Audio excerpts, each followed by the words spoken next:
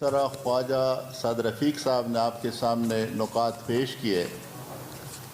ये नुकात हुकूमत में शामिल जमातों की नुमाइंदा बयानिया है, हम सारे बैठे हैं।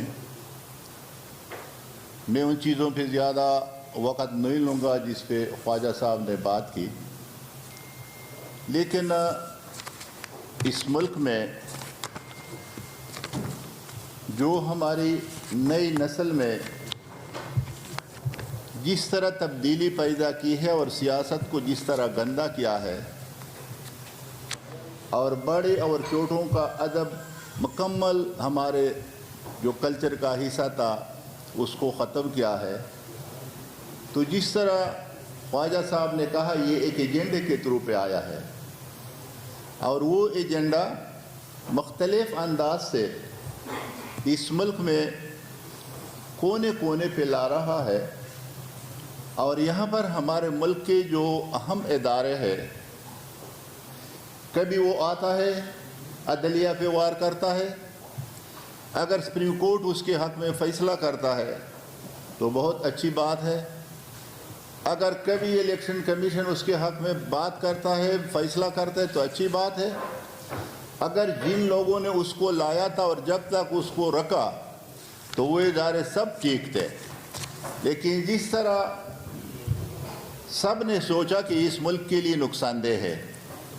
और ये आदमी मज़ीद भी अगर इक़्तिदार में रहा तो इस मुल्क को बहुत ज़्यादा नुकसान पहुंचाया भी है। जब उसको अलग किया तो एक ऐसा बयानिया झूठा लाया कि मैं अमेरिका के ख़िलाफ़ और वो मुझे हटाना चाहते हैं। ताज्जुब की बात है, जिसकी परवरिश जहाँ से हुई है वहाँ से वो कह रहा है और जहाँ पर उसकी औलाद भी बैठी है और सब सियासी जमातों को वो ताना दे रहे हैं कि इसके बच्चे बाहर हैं और उसका पूरा कबीला बाहर है, उसका कोई आदमी भी इस मुल्क में नहीं है। तो अभी मुल्क के टुकड़े करने की बात भी करता है। ताज्जुब है,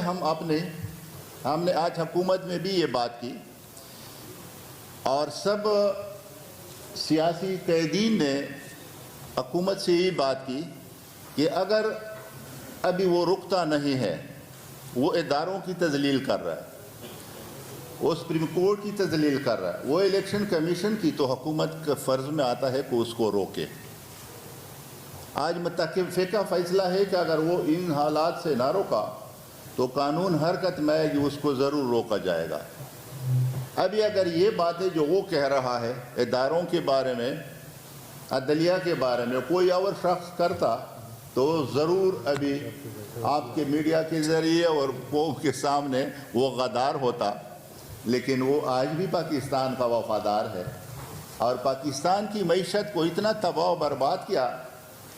कि चौधरी शुजात साहब ने कहा था कि वज़ीर आज़म के ओहदे के लिए कोई तैयार नहीं होगा, इस आदमी ने इतना नुकसान किया है। और ये हम सब जानते थे कि अगर ये आदमी मज़ीद रहा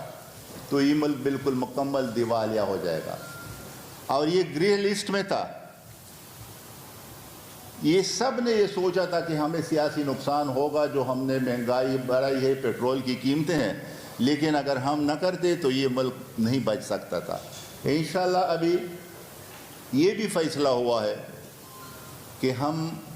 जो भी मुद्दत है मुत्तफ़िक़ का फ़ैसला है कि वो पूरा करेंगे। और यहाँ पर जिस तरीके से उसने पहले आपके लाहौर में सूबाई असेंबली में गुंडागर्दी की, आपके सामने है, एक मुंतखब डिप्टी स्पीकर को मार मार के लहूलुहान किया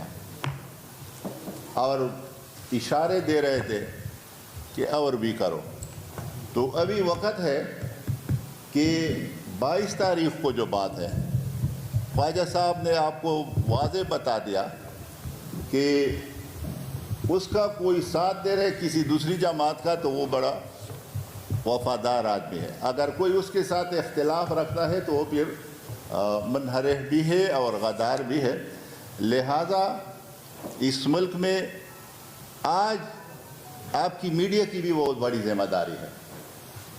क्योंकि मीडिया जो है वो कोने कोने घर घर तक सियासी कैदीन का पैगाम पहुंचाते हैं। उसकी हुकूमत में मेरे कैद मौलाना फजल रहमान साहब पे पाबंदी थी, उसका फ़ोटो भी कोई टीवी चैनल ला के नहीं ला सकता था। हमने परवाह नहीं की और हमने मीडिया के बगैर पूरे मुल्क में 14-15 ऐसे कन्वेंशन किए, मार्च किए कि हमने घर घर तक आवाज़ पहुंचाई और उस वजह से उसका जो गुरूर था वो टूट गया और आखिर में फिर वो इस पोजीशन पे आ गया जो आज आपके सामने उसका हाल है। तो लिहाजा मैं मीडिया से दरख्वास्त करता हूँ, लोग कौम आपकी तरह भी देखते हैं, आप हक़ाइक़ को सही अंदाज पे पेश करें तो कोई हमारा नौजवान गलत रास्ते पे नहीं जाएगा। अगर हमारा कोई नौजवान गलत रास्ते पे जा रहा है, सियासी जमातों पे भी ज़िम्मेदारी है, उलमाए किराम पे भी ज़िम्मेदारी है, लेकिन एक बड़ी ज़िम्मेदारी, बड़ा अदब के साथ मेरा एक पुराना रिश्ता है, मैं भी 40-50 साल से आपके साथ अपने सूबे में और मुल्क में बैठता हूँ, तो मेरी आपसे भी दरख्वास्त है कि आप भी इस मुल्क के लोग हैं, आप भी उस अंदाज पे उसको पेश करें जो उसका असल चेहरा है। बहुत बहुत शुक्रिया।